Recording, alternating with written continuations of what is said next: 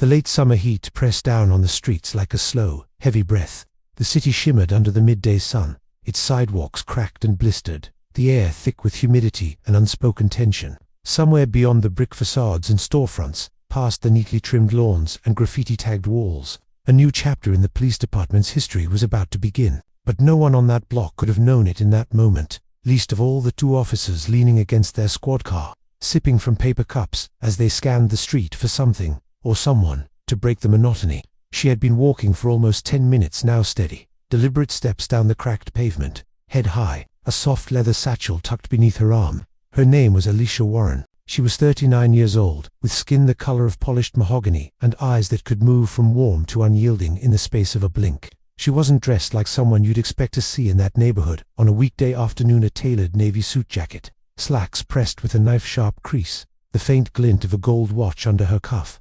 But she moved like she belonged anywhere she set foot, and that alone seemed to irritate the two men watching her. "Hey," one of them called out, his voice carrying across the street in a way that wasn't exactly friendly. The other one chuckled into his drink, setting it on the hood before straightening up. They started toward her, not fast, but with that practiced saunter that said they were used to being the ones who decided how a conversation would go. Alicia kept walking. She heard the footsteps behind her quicken. "Ma'am," the first officer said when they drew close. "Got a minute?" She turned slightly, enough to meet their eyes without stopping. "I'm running late for an appointment," she said, her tone measured. "That's so," the second officer said. His gaze slid down her suit, lingered a moment too long.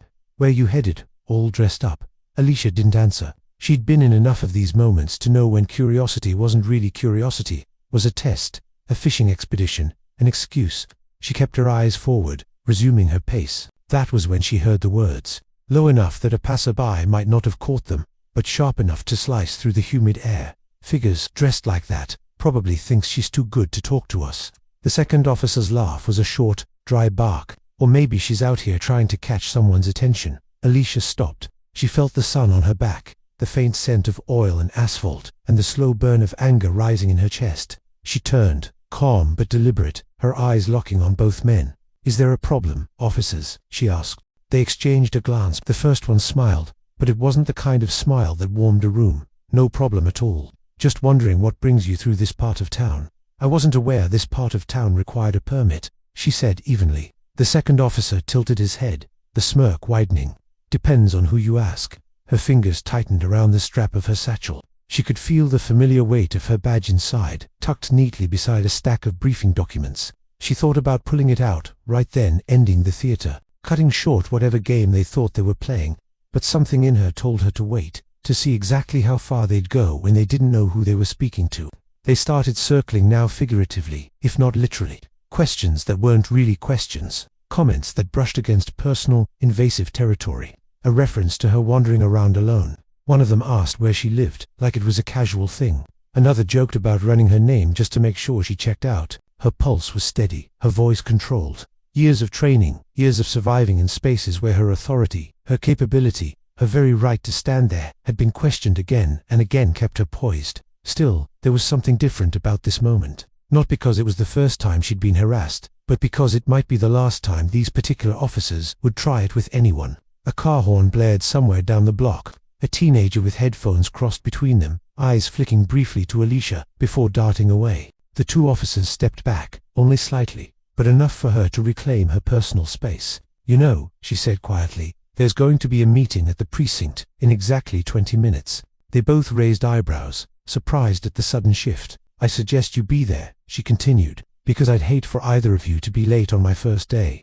It took a moment for the words to land. The first officer blinked, confusion flickering into something harder. "Your first day?" Alicia reached into her satchel, slow and deliberate, and drew out the leather badge case. She flipped it open with a precise motion, letting the gold shield catch the sunlight. The emblem of the department gleamed above the words, "Chief of Police." Neither man spoke. The second officer's jaw actually slackened, as if the words couldn't find their way past the sheer absurdity of the situation. The first's eyes darted from the badge to her face, and for the first time in the entire exchange, he looked unsure of himself. "I'll see you both shortly," she said, snapping the case shut and tucking it away. Then she turned, resuming her walk down the block, the sound of her heels sharp and unapologetic against the concrete. Behind her, silence hung heavier than the heat, but Alicia knew this wasn't over.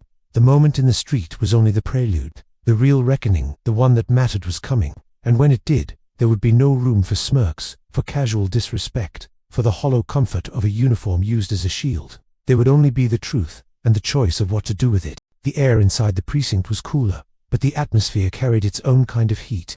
Conversations paused for a fraction of a second as Alicia stepped through the glass doors, her stride measured and her eyes scanning the room. Word traveled fast in places like this, even faster when it involved something unexpected. She could feel the ripple of curiosity moving through the room, uniformed officers glancing up from paperwork, detectives leaning subtly toward each other to whisper questions they didn't want heard. At the far side of the bullpen, the captain stood waiting, a seasoned man with salt and pepper hair and a posture that spoke of decades in uniform.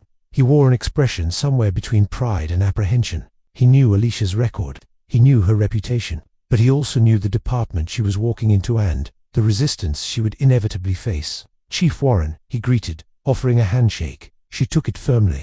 "Captain Ruiz," he gestured toward the conference room, its glass walls offering a partial view of the long table inside. "They're all here."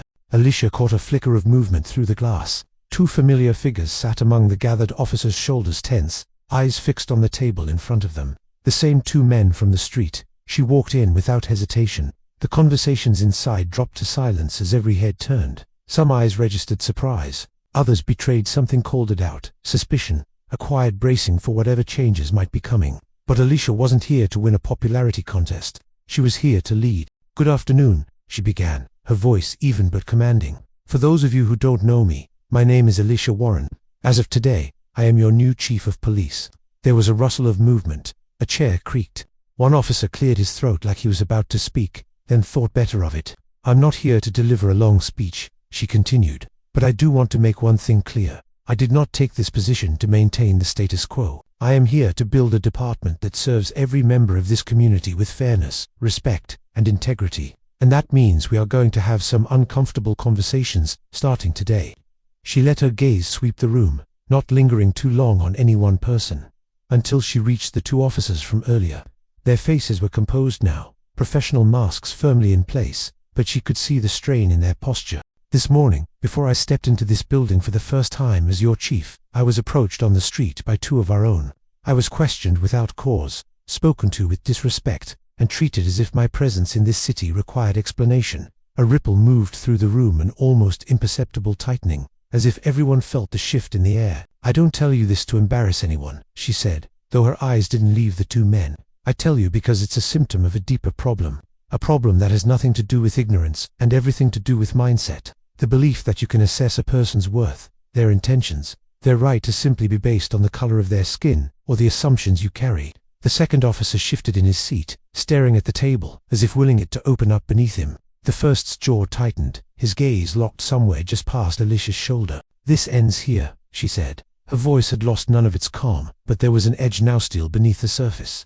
"If you wear this badge, you will treat every individual you encounter with dignity. That is not optional. That is the job. And if you cannot or will not do that, I will accept your resignation before I accept your excuses." No one moved. The only sound was the faint hum of the air conditioning. "I understand that change is hard," she went on. "I also understand that respect is not something given blindly, it is earned. I intend to earn yours through my actions, but respect flows both ways. You will give it to the public you serve, regardless of whether you think they look like they belong in a certain part of town.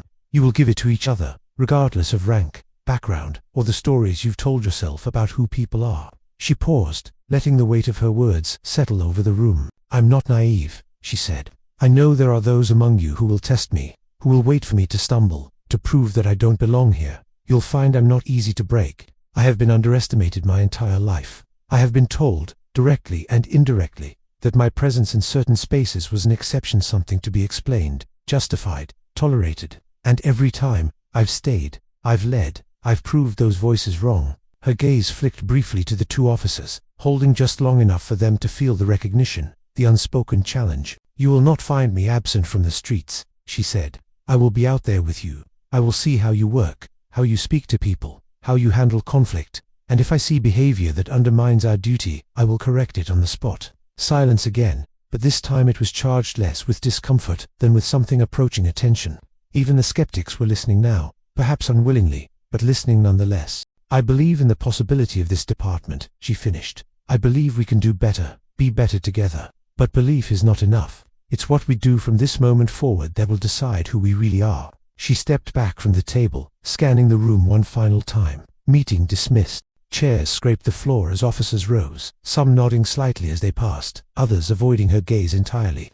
The two from earlier remained seated until the room had thinned. Then, slowly, they stood. The first officer glanced at her just for a second, and then that look was something new. Not warmth, not exactly apology, but recognition. The second murmured a quiet chief, before following him out. When the room was empty, Alicia exhaled, the tension leaving her in slow, measured waves.